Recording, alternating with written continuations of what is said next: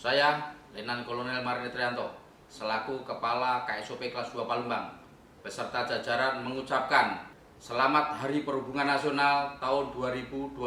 Kita harus mengubah mulai dari pola pikir, pola kerja, dan menciptakan etos kerja baru.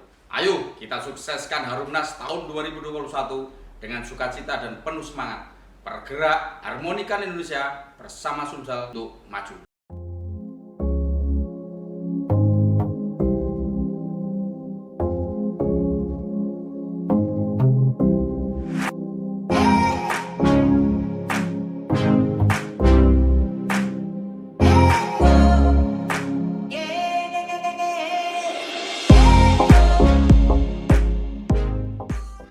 Masukkan.